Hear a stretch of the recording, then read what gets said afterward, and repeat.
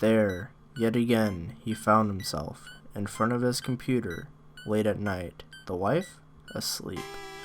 His mind wandered to that wonderful conversation he had last with Heather, his favorite personality in an online MMORPG that he frequently played. He wished to talk to her once again, so he sent her a message asking to join a Skype call.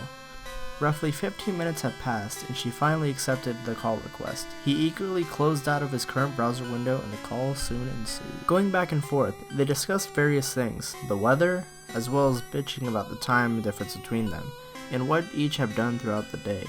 An hour or so into the conversation, he groaned when he noticed the time. 3 a.m. Shit, this isn't good. He ignored the impulse and silly fear of the witching hour and continued the conversation with his Australian friend. Throughout the duration of the call, he heard what sounded like whispers coming from behind him. Dumbfounded, he abruptly got up from his chair to investigate. A disembodied voice, quietly, almost whispering at the lowest audible level, uttered 2 words. Bob ripped his headset from his ears and furrowed his brow, anticipating anything at this point. A few more hours passed, and Heather eventually forced him to get to sleep. Seeing as the 8-hour time difference had quite obviously taken a toll on him, disgruntled and disappointed, Bob obliged with her, said a quick goodbye, and ended the call at roughly 4 a.m. He carefully powered down his computer and quickly made his way into the living room to plop down on the couch. No point trying to sleep, he thought. I have to leave for work in an hour anyways. He decided to pull out his cell phone and pass the time listening to some music.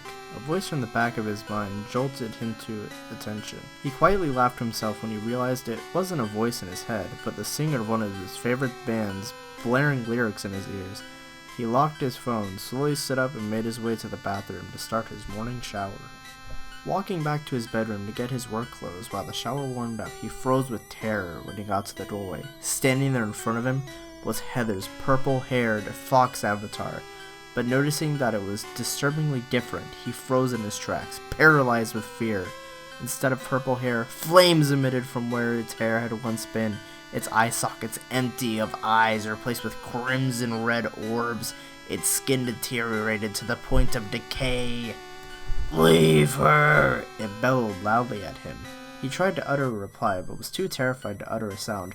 "Leave her this instant!" it screamed once again. Bob was speechless. He didn't know what to do. As if coming out of a trance, he blinked his eyes and did a double take and realized he was hallucinating. As if his loving wife who was standing in front of him, not the hellishly terrifying entity of Heather as he had thought. "Good boy, baby," she said while walking up to him to give him a kiss on the cheek. Both relieved and confused, he wanted to take a shower, and then, as he stepped under the hot water streaming from the shower head, he felt a surprising burning, tingling sensation on his right shoulder. He screamed quickly in reply to the revelation as he lost his balance, slipped, and fell while screaming to get back up. His wife knocked on the bathroom door in panic. Bob's ears began to ring loudly, as if he had just been punched in the face. It took him at least 30 seconds to regain his composure, but eventually he did just that. Briskly hopping out of the shower to dry off and get dressed, he exited the bathroom only to be greeted by a concerned look on the face of his companion. "Hon, are you sure you're okay?" Bob replied with a false answer of, "Yeah, just lack of sleep getting to me, I am fine." While eating the breakfast his wife had made him, his other half stopped what she was doing. She turned to face her husband, who was screaming, and grabbed the plate in front of him. Smashing the plate onto the floor, he stood up and backed himself into a corner while weeping. Brandy rushed to her husband. "Babe, you okay? What the hell is going on?" Mad but understandingly so, Brandy said with a hushed tone in her voice. "I don't know what's wrong with me, and they both stood up and Brandy wrapped her arms around him. Concerned for his well-being, she asked, "Do you need to stay home today?" Bob paused and then replied, "No, it's just lack of sleep getting to me." Baffled, she said, "Were you talking to that person on the online MMORPG again?" Disciplined talk. Knowing she'd be angry, he lied again and said, "No, sweetie, I was just out doing some paperwork." She sighed and said, "Well, you better get going then, you don't want to be late for work."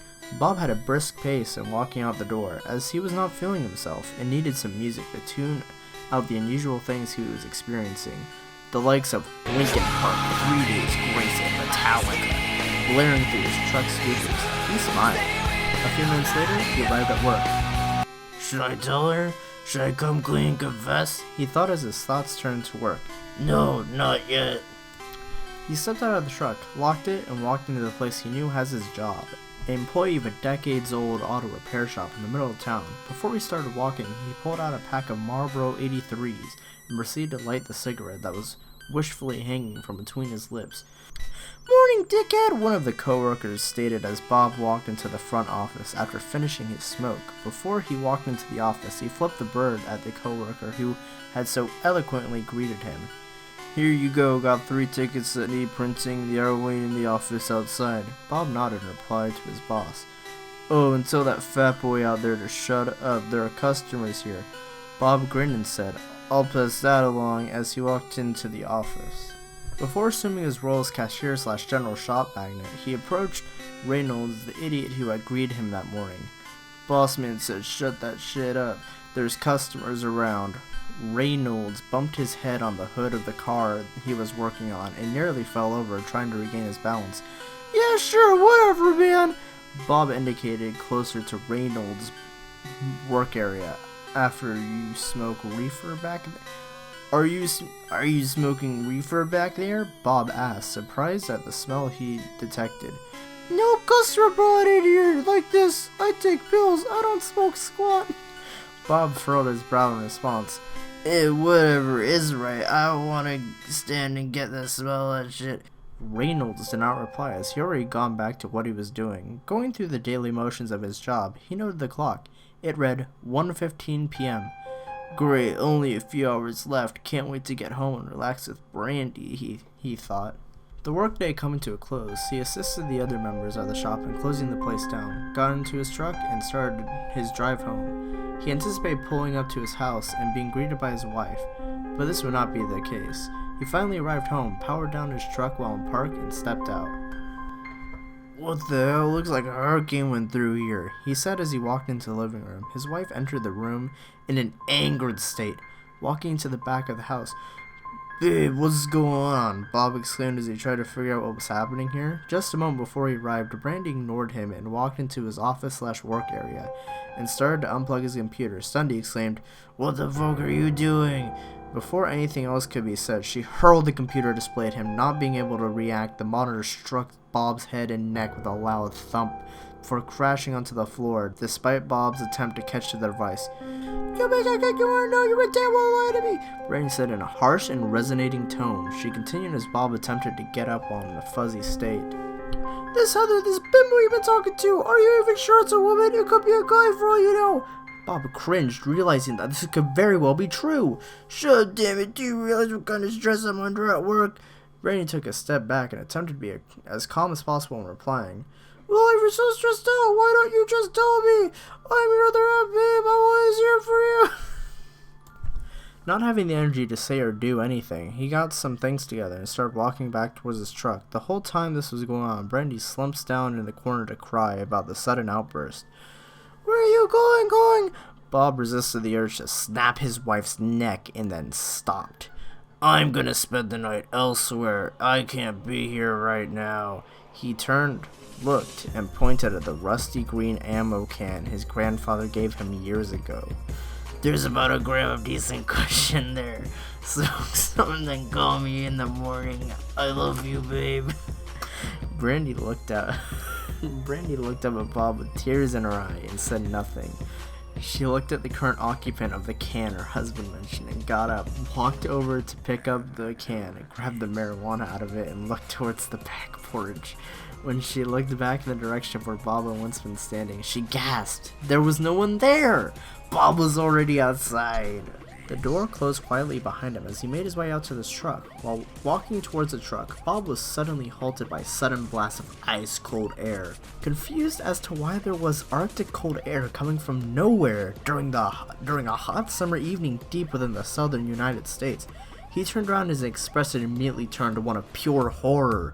"No, no, no!" Bob froze as if he was encased in ice. "You're not real, you can't be!" he haphazardly shouted at the ghastly entity that manifested itself before him.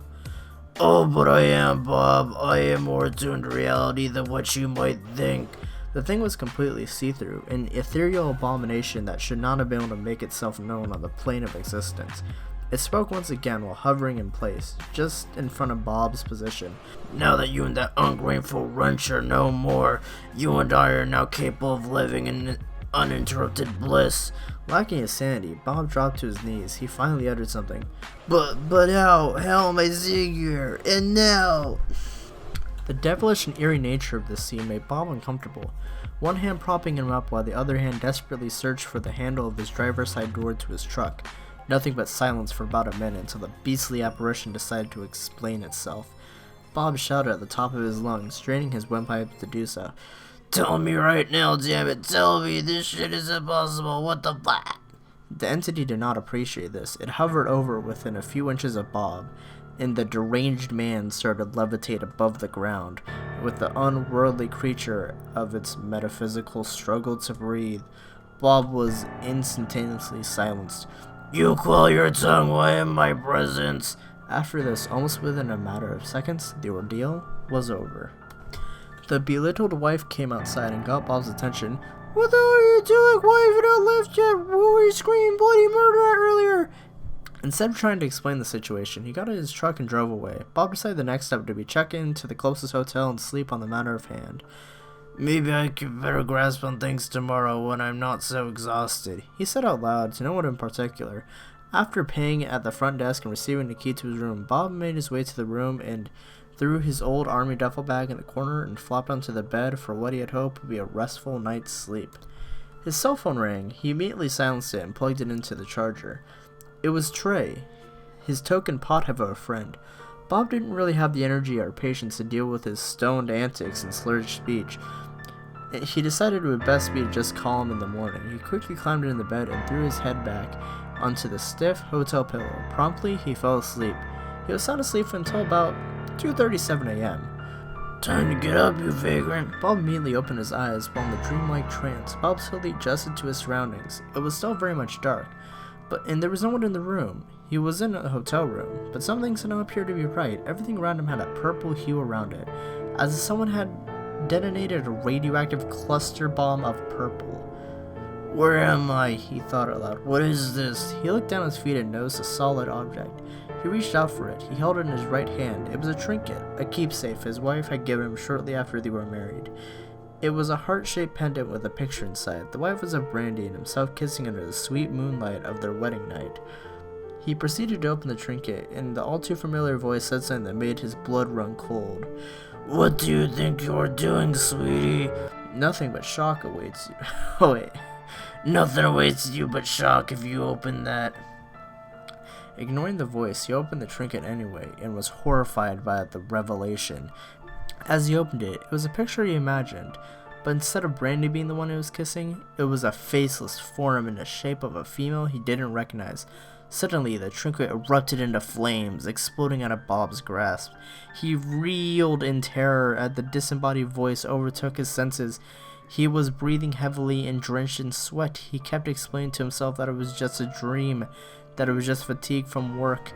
Seconds later, and almost in sync with his breathing, Heather's true form embraced him, suffocating him. As he was struggling to get free, his body suddenly went limp. No, he heard a familiar voice say from within the subconscious state between wake and sleep. As it muffled, "No, 90 we." He laughed as it was just his cell phone alerting him that he had a new message. "It's 903, will there no we?" He grinned. "I haven't played the Wii since I was a kid," he said to himself. He picked up the phone and noticed the text. It was from Trey. He called him back. At a kid reaction, Trey caught Bob off guard. "Oh, could you bring me some food? I'm too big to drive." Bob replied, "Sure, dumbass, I'll surprise you." Driving through the shadier part of the city, Bob just focused on getting to Trey's house. After he stopped to get some food, Bob suddenly turned onto the street Trey's house was on. "Are you gonna share that?" An eerie and gravelly voice said. Surprised, Bob looked around. After his eyes found the back seat, his jaw dropped open when he spotted Heather's extremely suggestive appearance in the back seat. The loud and sharp tone of another car's horn resonated as Bob snapped his eyes back to the road just in time to avoid getting into a wreck. A cop was waiting. He turned on his lights and sirens and beckoned Bob to pull over. Just as he was starting to slow down and pull over for the cop, Bob looked towards him. Just as he opened his mouth to issue another warning to pull over, Bob noticed the outline of Heather's not-so-suggestive form hovering alongside the police car. Beneath the officer, in what seemed like an instant, her form grabbed the police officer and threw him out the window. The fate of the cop? No known, and unimportant to Bob. He watched as Heather floated towards him in an ever-growing pace. He kept his foot down the gas pedal as the feeling of dread intensified. He now had a 3-mile gauntlet of narrow, curvy, and hilly road to navigate. He knew he was in mortal danger, so he took off down Trey Street, and the radio playing nothing but loud static. What do you want? Do you hear me? What the fuck do you want? Heather stopped, showed an expression of pure annoyance, and watched as Bob's truck flew past her down the road. She grinned and laughed, an evil laugh that would have rivaled the volume of an earthquake. Soon after finishing her laughing, the demonic vestige of Heather turned around and laid her uncanny eye upon the scene of pure tragedy. She smiled and slowly approached the scene, one of the mangled car's body parts, gore, and bloody tires. You bitch, you ungodly spawn of hell, Bob uttered as loudly as he possibly could. One of his lungs punctured and the blood covering his face. He stood on both feet despite barely being able to. The fact that you survived this incident means nothing. Your life is still forfeit, Heather said. Bob stopped, struggled, and reached for something in his pocket, a picture of himself and Brandy. It promptly burst into flames. No, no, no, he screamed. Now that his sanity had completely left him, he had no need to hold anything back. It's so nice this time of year in hell. Heather's wicked form exclaimed. Her devilish crimson eyes pierced Bob's withered soul. Bob, who is now barely clinging on to life, says nothing. He falls towards the earth and rolls onto his back. He feels a numbing sensation overtaking his body as he begins to levitate about the dirt. Any last words, my dear? Bob struggles and utters just one line. Fuck you, that's all. Heather chuckles and begins to speak. Even in the face of death, you hold nothing back. Foolish, but brave. With a loud snap, the demonic and unnatural creature breaks Bob's spine. His body falls to the street. Blood started to occupy the ground near Bob's lifeless body. But Heather was not satisfied with a minor display of violence. She took the corpse and ripped it into 2 separate pieces. I have succeeded. I have consumed his soul into my everlasting vortex of damnation. Heather took the 2 separate chunks of Bob's corpse and tossed one to the right and the other to the left, and held his head in her teeth, and then disappeared in what seemed like an instant. Having both heard the loud noise, what they thought was a car accident, Trey and Brandy both dropped what they were doing and started to walk towards the scene. The evening sky now painted a much more dim backdrop. Trey, stop! Brandy uttered in a shocked tone. Like what, man? Trey uttered, a joint between his fingers, of course. Trey came to a stop as he found his eyes what Brandy was talking about. His best friend was in pieces in front of him. His head? Nowhere in sight. Bloody, the remains were everywhere. Brandy knelt down next to what appeared to be Bob's legs and reached into the back pocket of his pants. Her hand found his wallet. It's really him, Trey! What the hell? Why? Brandy started to sob uncontrollably. Trey felt numb and confused. The tragic sight they were left with will not haunt them forever.